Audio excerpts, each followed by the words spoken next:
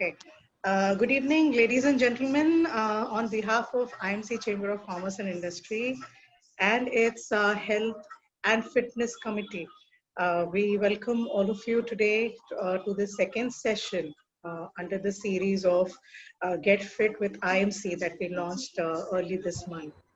Under this session, the second session, we are focusing on oral health and dental hygiene topic. We have a guest, Dr. Kavita Bhatt Kumar, who will be our guest for the evening addressing pertinent questions.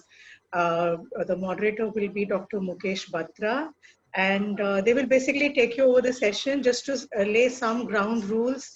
Please keep your phone on mute and stop the video streaming for some time so that you can have a seamless experience of the event without any disturbance. Without further ado, I would like to welcome Dr. Joseph Rakiwala. Mr. Joseph Rakiwala, he is the chairman of the Health and Fitness Committee of IMC and also the vice president of IMC for the year 2020 and 21. Mr. Purakiwala, please take over from now. Sir, just a minute, sir. Just a minute before you take over. 1 minute. Yes, sir. Yeah, over to you, Mr. Purakiwala. Okay, thank you. Yeah, welcome, sir. Yeah, good afternoon, ladies and gentlemen, and a special welcome to Dr. Kavita Bhatt Kumar on this program. On behalf of IMC's Health and Fitness Committee, I take this opportunity to welcome all of you to the second session under the series Get Fit with IMC. This series will focus on many health and fitness related topics and issues. The objective is to bring a holistic view on various topics that will help you maintain a good work-life balance. Today the topic is on oral health and dental care. Many of you may not be aware, but many systemic diseases begin with the mouth. Even heart disease is linked with gum disease, and therefore a healthy mouth is a reflection indeed of a very healthy body. Unfortunately, many of us neglect oral health, especially in the current scenario where a dentist office can mean creating aerosol environment which can cause transmission of the germs and virus. Hence, in the past 6 months, for many people world over, visiting a dentist or an orthodontist has become a challenge and hence being neglected. With today's session, we hope to put to rest any doubts you may have and answer any pertinent questions you may have toward maintaining oral hygiene. With this few words, I would like to call upon Dr. Mukesh Batra, Chair Emeritus of Dr. Batra's Positive Health Clinic. He is also the co-chair of our IMC's Health and Fitness Committee. A brief introduction of Dr. Batra. He is a homeopath of international repute. He is the founder chairman of Dr. Batra's Group, the world's first and largest homeopathy corporate. In a career spanning over 4 decades, Dr. Batra has treated over 1 million patients, including presidents, prime ministers, and prominent film personalities, and revolutionized the way homeopathy is practiced today. He has been honored with several fellowships and over 50 national and international awards, including the Padma Shri, one of India's highest civilian honors. Without further delay, I'll call upon Dr. Batra to take this session forward. Over to you, Dr. Mukesh. Thank you. Thank you so much, Joseph, for your wonderful, wonderful introduction. It's always wonderful to have friends to introduce you, because they always say something good about you. Thank you, Joseph. And let me welcome Dr. Kavita Bhatt Kumar. A short introduction of Dr. Kumar. Dr. Kumar is the founder of Designer Smiles Multi-Speciality Dental Care Clinics located at Vilepale East. She has a career which spans in dentistry, which spans over 25 years. And she has also done a very advanced course and special training in soft tissue and hard tissue lasers from the University of Bonn in Germany. I'm sure with a great experience, we would have a very fruitful discussion today. She also has, great community service initiatives as well. And she's conducted various health awareness workshops across the city in corporates, colleges, schools, and old age homes. So let me just welcome Dr. Kumar, and let me start with a little kind of, a dentist joke, doctor, just to, ease in the conversation a little bit. What did the dentist say to Tiger Woods? And the answer is, you have a hole in one. So let me start with, the first and the commonest problem with which patients normally go to dentists, and that is cavities. What are common causes of cavities? How do we avoid them? Could you please answer that?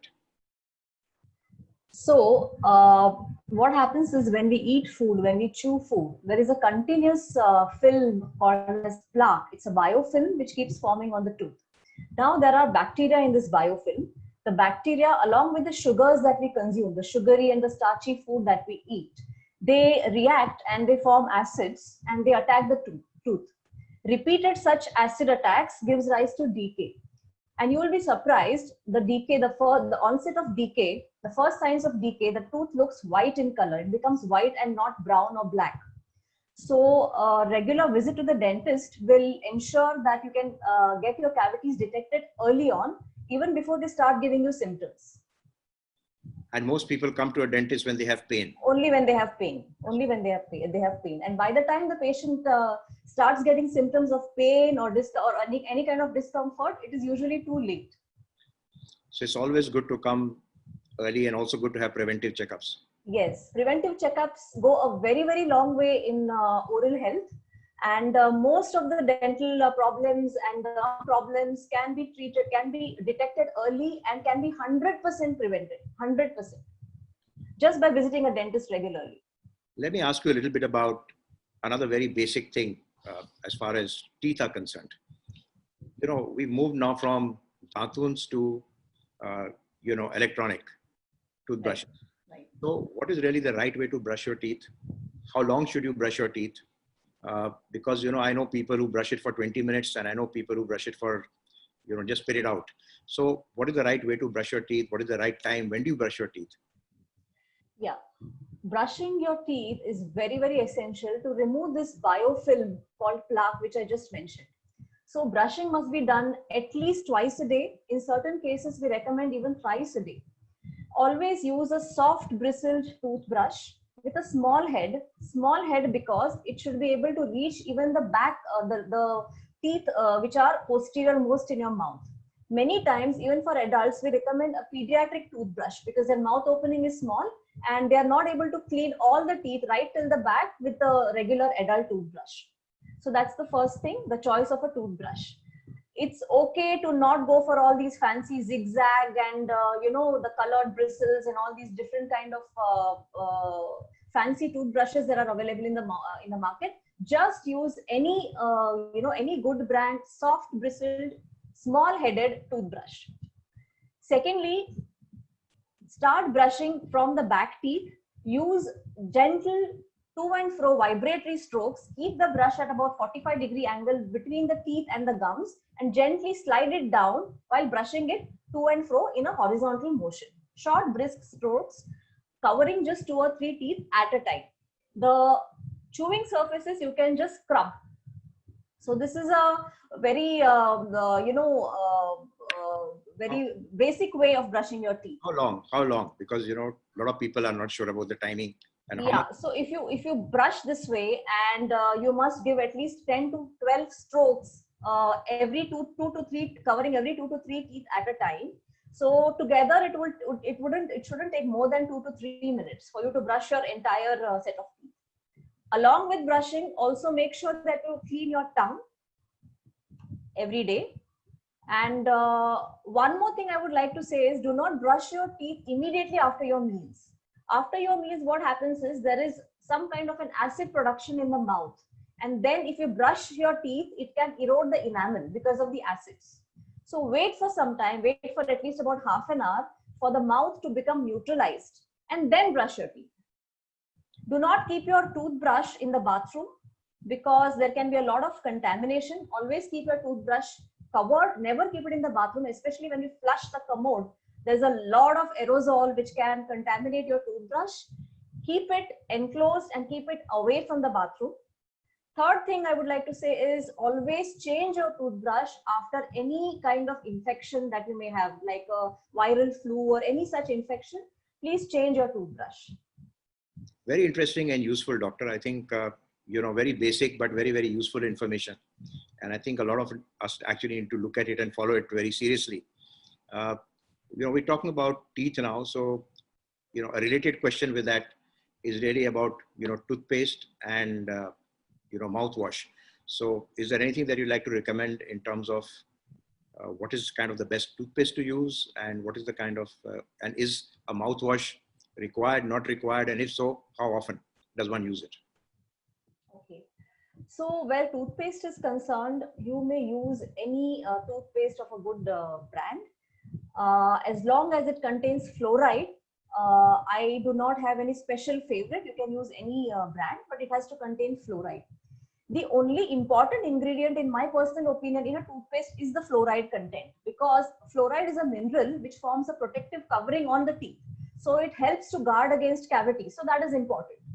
Otherwise, the toothpaste doesn't as such have a special role, other than maybe just creating that feeling of freshness, fresh breath in your mouth. Other than that, it doesn't have any special role. So you may use any toothpaste from a good company and ensure that it has got fluoride content. Some patients require certain special medicated toothpastes, but that is under the recommendation, after the recommendation of their dentist. Maybe in some cases we recommend a desensitizing toothpaste. For children we recommend children below 3 years, we recommend toothpaste without fluoride content, because they tend to swallow the toothpaste. So if you have children who are less than 4 years of age or less than 3 years of age, give them a toothpaste, children's toothpaste, which does not contain fluoride. Also, you can get fluorosis if you take extra fluoride in your body. So yes, you can get fluorosis, and too much of fluoride in your diet or in your water is not good. A lot of places in our country have got very huge fluoride content in the drinking water. So that leads to fluorosed enamel or fluorosis of the enamel, some whitish, brownish stains on the enamel, which do not go away. They stay there lifetime. So yeah. What about mouthwashes?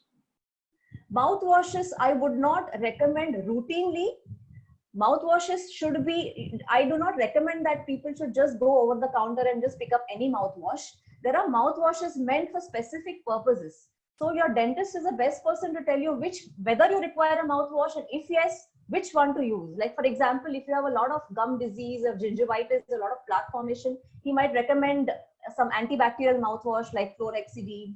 If you have a lot of caries or cavities in your mouth and a tendency to develop a lot of cavities despite brushing and maintaining oral hygiene very well, then he might recommend a fluoride mouthwash for you. If you have sensitive teeth, he might recommend a desensitizing mouthwash. Immediately post surgery, we recommend betadine mouthwash. So there are different types of mouthwashes meant for specific reasons. So those have to be had only after the advice of your dentist. Talking about wisdom teeth, do they really have any wisdom? No. Because, we have cases of impacted molars, and right. very often they are routinely taken off or extracted. Yes. Some comments on this from you. Yes. Wisdom teeth, as man evolved, the jaws started becoming smaller in size and could not accommodate the wisdom teeth. So now the wisdom teeth are actually not used for chewing. We do not require the wisdom teeth for chewing. We can chew very well even without the wisdom teeth. You can call them as extra or unwanted teeth. They were required at one time when the jaw sizes were bigger. The type of diet that man consumed was different from what we consume today. So they were required at that time. But today we do not require wisdom teeth. And generally what happens is because they cannot fit into the jaws, they tend to not erupt properly. They erupt either they do not erupt straight. They come out from the cheek or towards the tongue, or they are sleeping. and they can cause a lot of problems. They can cause a lot of pain in the ear, pain in the neck, pain in the head. They get decayed because you're not able to reach there and clean them. Because they are tilted, you're not able to clean them properly, so they tend to get decayed. And because of that, your good teeth, which are next to the wisdom teeth, can also get decayed. So you might lose your good teeth trying to save your wisdom teeth. So there is wisdom in removing the wisdom teeth. Interesting. Thank you. Mr. Korakiwala spoke about, gums and how they can lead to even heart problems, gum disorders. So let me now, ask you a little bit about what I call gum kafasana. It's really about gums and not about sadness or sorrow. But, things like gingivitis, bleeding gums, pyorrhea, they can actually lead to a lot of problems. So could you just let us know a little bit about why it is so important to look after gums and how does one take care of gum care? Gum health is absolutely very, very, very important, as Dr. Korakiwala pointed out. And gum disease has been directly linked with heart disease, with diabetes, with a lot of systemic diseases, right from Alzheimer's to low birth weight babies, preterm babies, and all of that. Lot of problems are associated directly with gum disease. So it's very important to take care of your gums right from the beginning. And gum disease is also 100% preventable, provided you visit your dentist in time. And usually gum disease starts with gingivitis. Gingivitis happens when the plaque that accumulates on your teeth continuously is not removed properly, and it starts accumulating under the gums. Now this plaque, it hardens to form tartar. And this tartar is a hard plaque which can be removed only with a dentist's ultrasonic scaler. So it is very important to treat this. It is a foundation of the tooth. Not only will you lose the tooth, but it can directly be linked to your cardiovascular system, your diabetes, a host of other issues. So from the gums, let's now go a little deeper into oral cavity, and oral health is very, very important as well.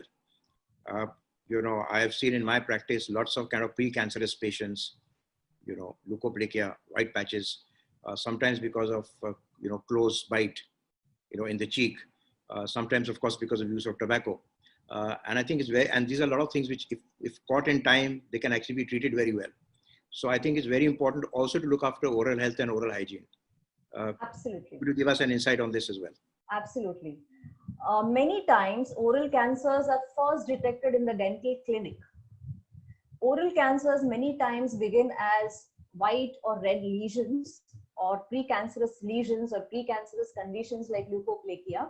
And like you rightly said, because of smoking, because of other chewable tobacco habits, excessive alcohol, maybe the presence of a sharp tooth, a lot of positive factors could be there. And oral cancer is one of the 3 most commonest cancers in Asia.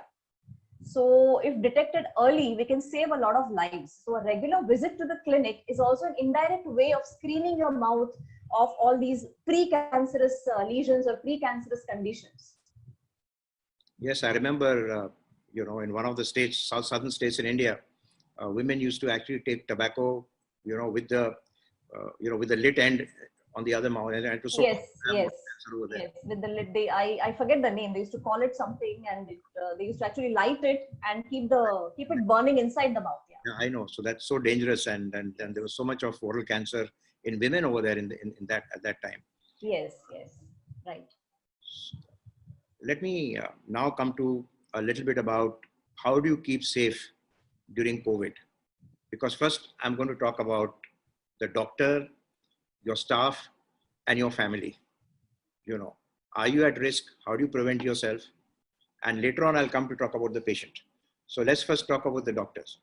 I mean, how do you keep safe, especially during COVID time?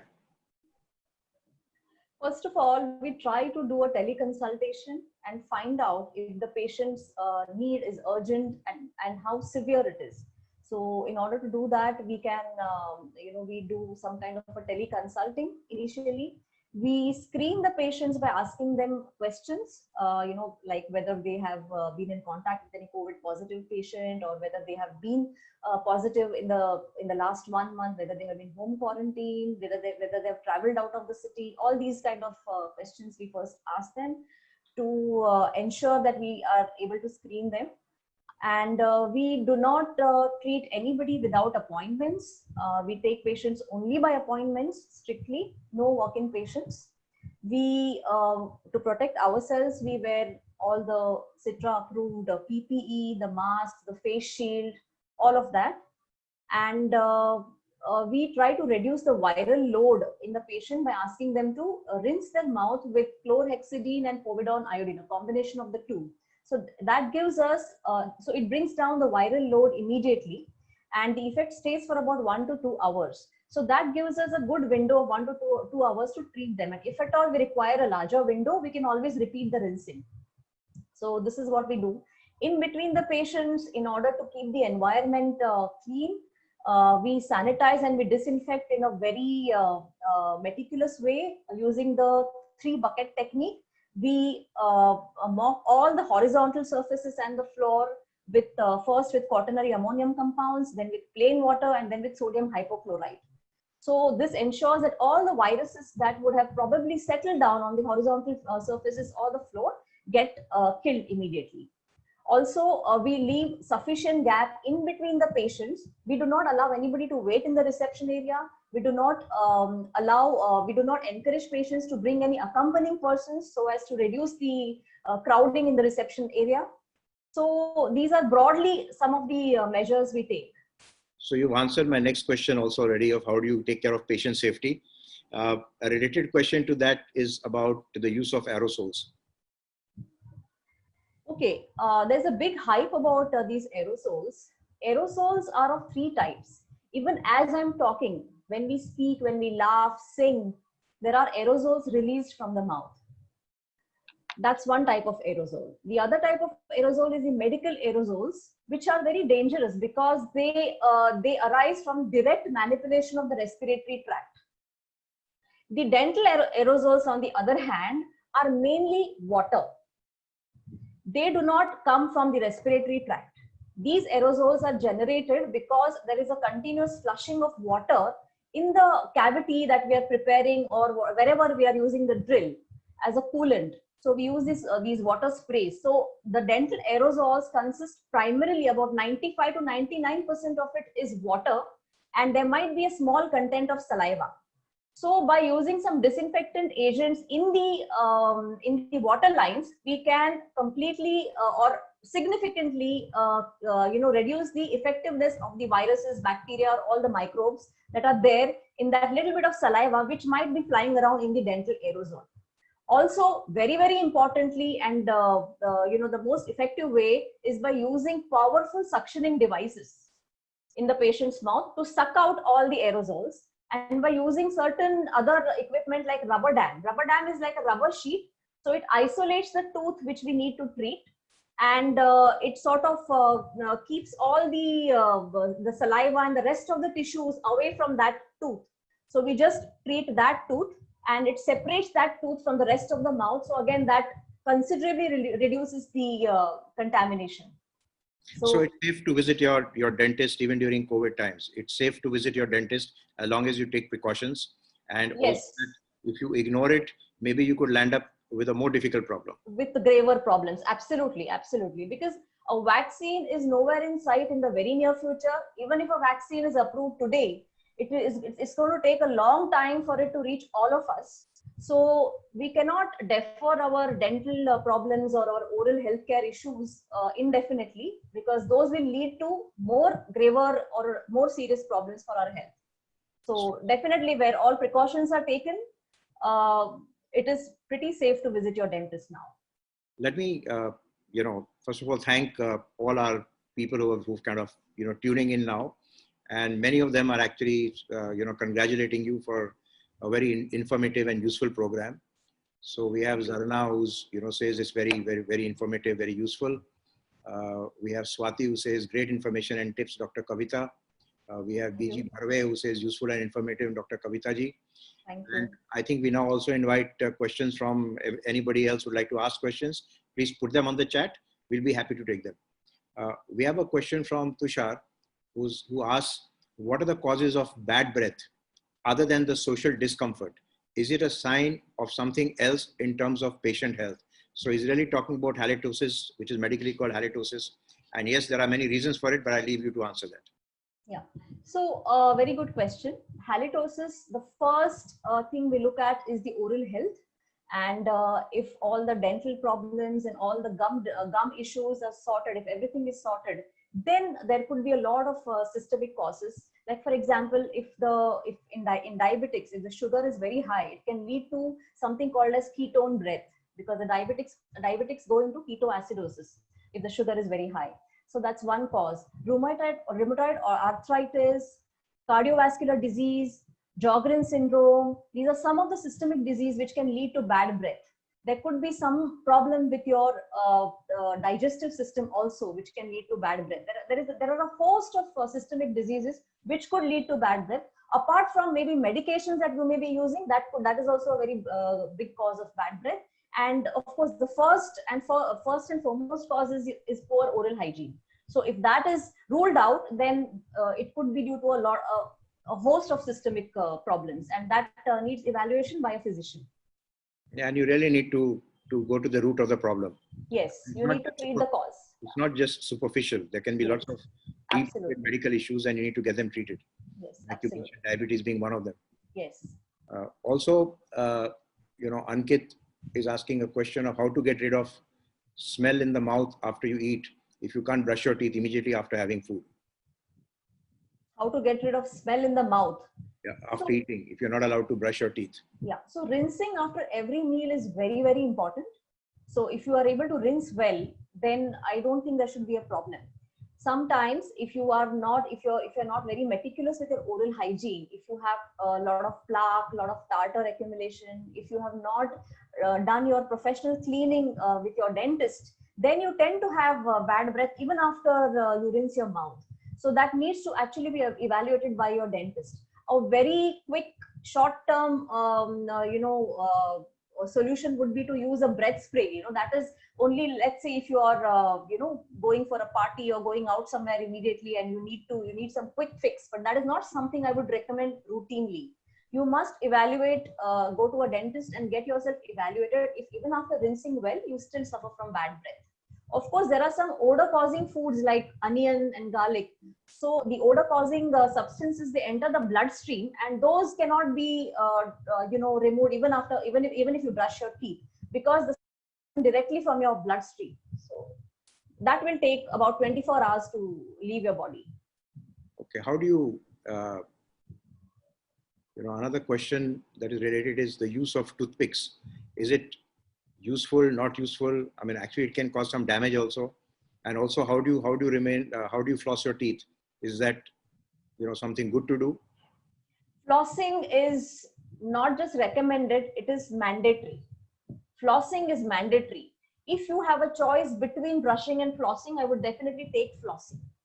So flossing, the in-between portions of the teeth, they need to be clean, because plaque accumulates even there, and all your cavities and gum disease, it begins from there. The toothbrush is able to clean only the outer and inner portions of the teeth. They are not able to reach the in-between parts of the teeth. So those you have to clean by using dental floss. Where toothpicks are concerned, if you have to use a toothpick to take out the food that is getting lodged, probably your gums have receded, probably you have some other issue, maybe there is a cavity, so that needs to be evaluated.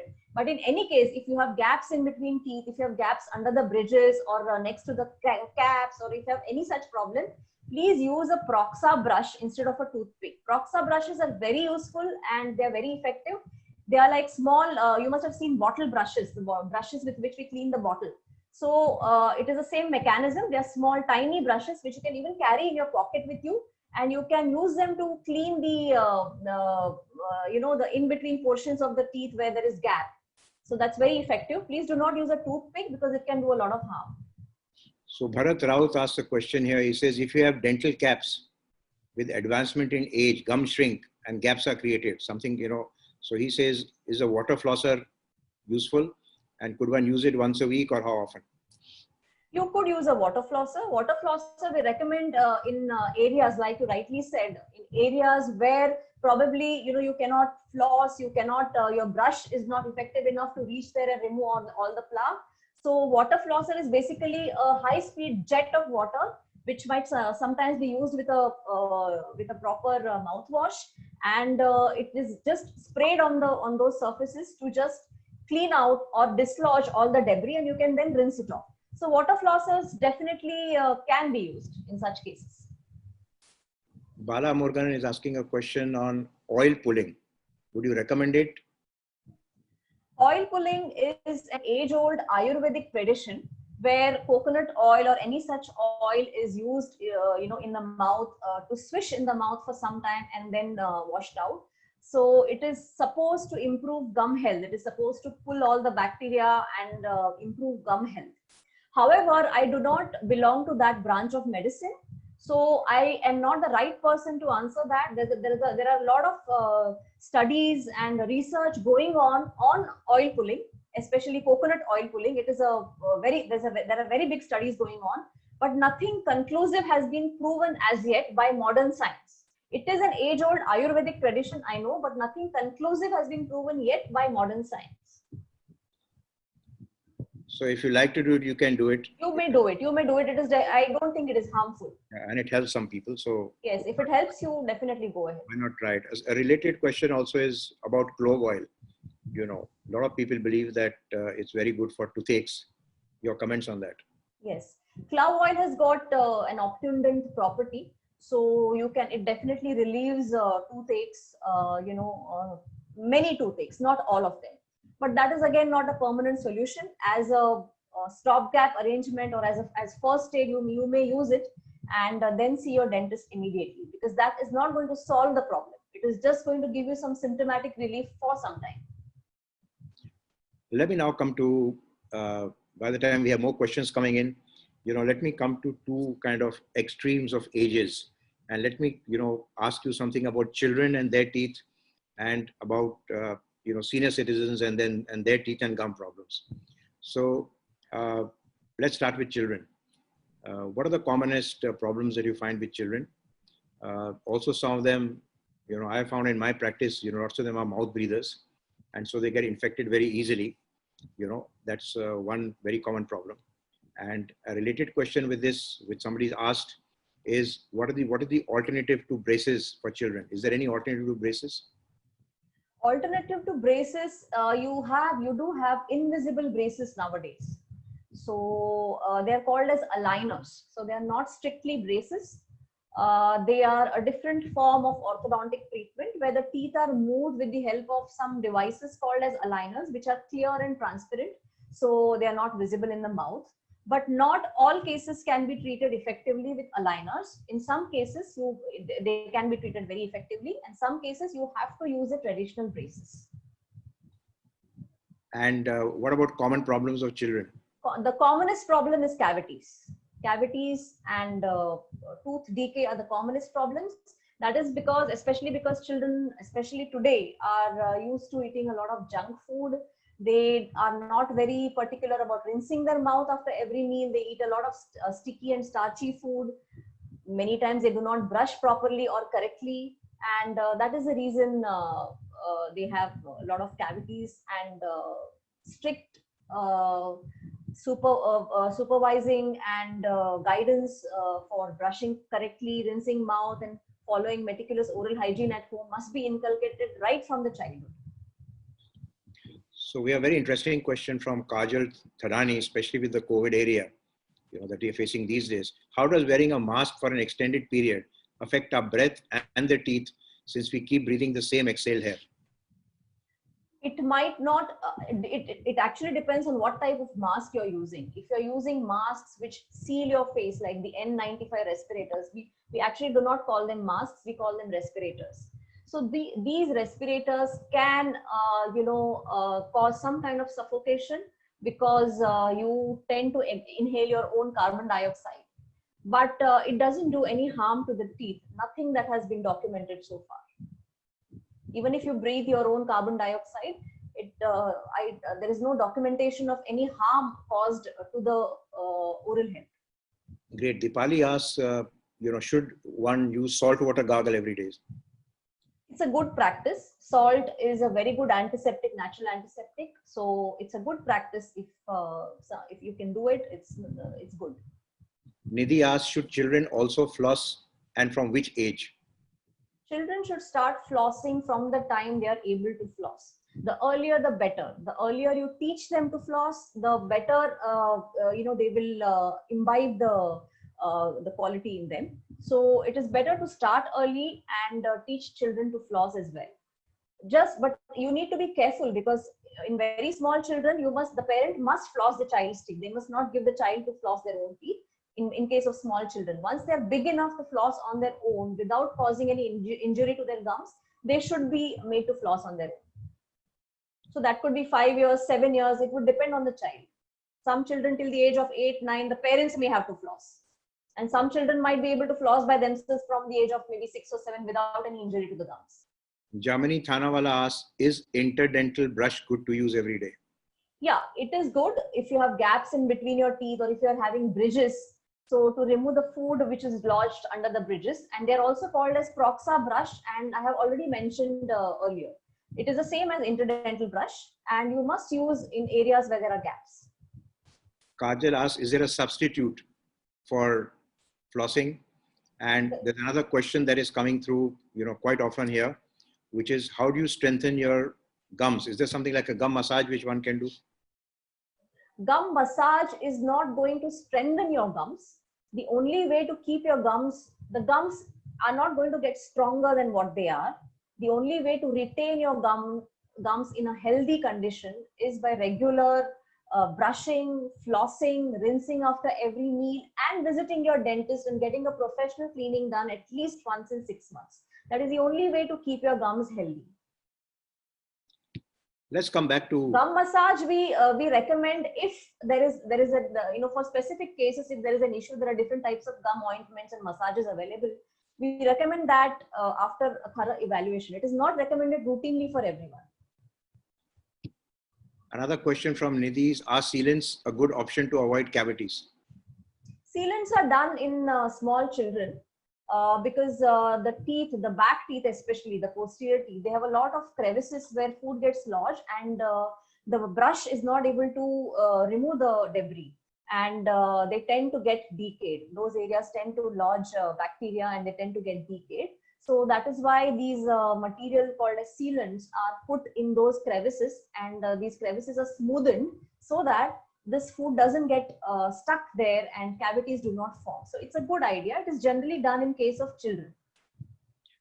Let me come to the other part that we missed because we spoke about children. What about senior citizens? I'm saying, what are the common problems that senior citizens have? Is it safe for them to move out, especially if they have comorbidities at this time during COVID? And how would you advise them to deal with their problems? Okay. So the most common problems of senior citizens are gum issues, poor gum health, and loss of teeth. So a lot of senior citizens probably are not able to chew food. So they probably require some kind of replacement of tooth, like implant or bridge or dentures. So if they have been deferring that, then they must surely go. Your take on implants, how safe are they? And how easy is it to do it? And would you recommend it for people who need it? Yeah, for people who need it, definitely. I do not see any strong reason to not recommend it during COVID, because it's very, as you know, it is very important to build your immunity, to have a healthy and a balanced diet. So being able to chew comfortably with your teeth is very, very critical, whether it is for a senior citizen or a child. So if somebody has lost their teeth and an implant or implants have been planned, then there is no reason they should defer it. And it is absolutely safe if all the precautions and all the stringent protocol that is recommended by the regulatory bodies is followed in the clinic. Everything is safe. Milan Mehta asks that, he's come across few companies in developed countries where they have now switched over to tooth powders over toothpaste. Your take? I do not see any difference in the two.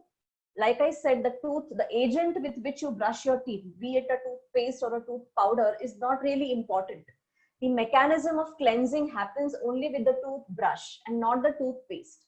toothpaste and tooth powders are used for that fluoride content and maybe to get a feeling of fresh breath or freshness. That is all the role they have. So you already addressed this, but there's also Sapna asking that is an electric brush better than a regular brush? It's not that an electric brush is better. If you are able to manage cleaning your teeth well using the right technique with the right toothbrush, even without an electric brush, you can do an equally good job. But yes, electric brush is also a very good option because the number of the motion or the speed at which the brush rotates or vibrates is very high, and therefore there is a very good cleansing effect with it. So electric brush, there are two types, rotary and sonic brushes. So either of them you can use. Before we close now, I'd like to ask you a few tips on home care, especially during COVID time. What are the things that people should do at home? And especially if they move out and then they come back, is there some kind of a routine that they should follow as far as oral health is concerned? Your comments on this. So everyone must follow meticulous oral hygiene at home. Now that means you have to brush your teeth very regularly. You have to floss your teeth at least once a day. You have to use Proxa brushes or interdental brushes to clean in between the teeth and under the bridges, under the caps. Especially if you have dentures, bridges, caps, you need to be very careful. You must rinse after every meal. Tongue cleaning is also very important. Along with the teeth, you need to clean your tongue, the side of the cheeks as well, because even that accumulates a lot of, plaque accumulates even on those surfaces. So these are broadly the things which you need to follow so that you can avoid or delay your dental problems. And you must definitely visit your dentist for routine care. There is no reason why not to visit your dentist now for routine care, because oral health problems can be detected very early and can be very easily prevented. So if you do not do that, then you are in for more trouble, bigger problems and systemic problems as well as dental problems. You would require more cumbersome treatment. It would also burn a hole in your pocket, and it would also take away a lot of your time. So better to take care at home.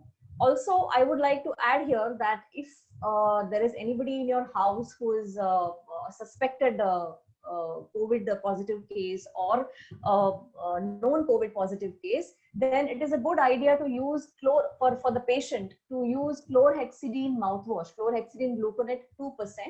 The brand name is Perioguard or Hexidine.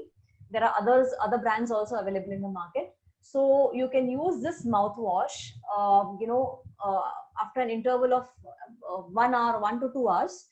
So this helps to reduce the viral load in the mouth. So when this person is speaking, the contamination would be much lesser when this person is speaking or talking or laughing. So it would help to reduce the viral load in the mouth to a large extent. Thank you, Dr. Kumar. I'm saying time has just flown. And, we still have questions pouring in because, people are so interested in knowing what they can do about their gums and teeth. So we have the last 5 minutes now, but we will try to take as many questions as we can because we don't want to deprive people of knowledge and the ability to kind of treat themselves, and to help themselves, as far as health and fitness is concerned, because that is the purpose of this IMC program. I think Chitra wants to know, and we, can't end without asking a question from Chitra or without answering it. So Chitra wants to know, what are the kind of emergencies or kind of problems for which patients should not sit at home in spite of COVID? I would say at this stage, if you had asked me this question in the month of March, I would have said probably move out of your house only if you have severe pain or infection. But at this stage, I would say if there is anything that is coming in the way of normal chewing, swallowing, taste, speaking or smiling confidently without pain and discomfort, I think you must address it. A question from Maya, is chewing gum harmful to the teeth? It is not harmful to the teeth. If it is sugar-free, then in fact, it is very good for the muscles, and it also helps to increase the production of saliva.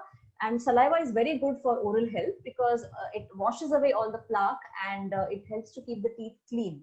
So chewing gum, in fact, is a very good habit As long as it's sugar free. as long as it is sugar free. Yeah. So we have another person asking how to remove stains from smoking. And I suppose he means, you know, I mean, one way to do it, of course, is to stop smoking. But how Yes. to remove stains from smoking? Well, that is the best way to do it, by not smoking. But the stains from smoking can only be removed by your dentist with the help of the ultrasonic scaling device. That is the only way the smoking stains can get removed. So you cannot. There is nothing that you can do at home So we have except not smoke. we have Jaydeep and James and Suvarna and many, many others thanking us for this wonderful and informative session. So let me close also by thanking you, Dr. Kumar. It's been Pleasure to sit here in front of you, Dr. Batra, Dr. Khorakiwala, and the entire team of IMC. And I hope whatever I shared was useful. It was very, very useful, and you came across very confidently, very smartly, very well. And you know, we are glad that we could benefit from your domain knowledge, which came across so freely and so easily. Thank you so much. I'm sure that everybody found it extremely useful. Thank you for your time. It means a lot coming from you, sir. On behalf of IMC, I must thank you for your time. I know that we have your patience to attend, and I can see you, you know, all dressed in your uniform. Yeah, I'm in my clinic right now. And in your clinic as well. So thank you for the time. And Pleasure, sir. I'd also like to thank the IMC for this opportunity, and also each and every one of the participants. We've had a record number of some 79 participants, and we are very thankful to them for having listened in and for having joined this program. I hope that all of you could benefit from programs like this, and thank you for being a part of this. And please, please always remember, stay healthy, stay fit. Thank you. I would also especially like to thank Mrs. Smita Lele for attending this session. She's my guru, she's my teacher. So namaskar to her. Thank you. Thank you. Selby, you want to shut now? Yes, sir. Yes, sir. Yes, thank you, Dr. Mukesh. Thank you, Dr. Bhatt. It's been a lovely session. On behalf of IMC, also again, I must thank both of you as well. Thank you so much. You're so nice. Thank you, sir. Thank you, everybody, and thank you, doctors. That was a very nice and interactive session. Thank you very much. Thank you, Dr. Kavita. Thank you, Dr. Batra. Thank you. And thank you for all participants for attending this session. Thank you.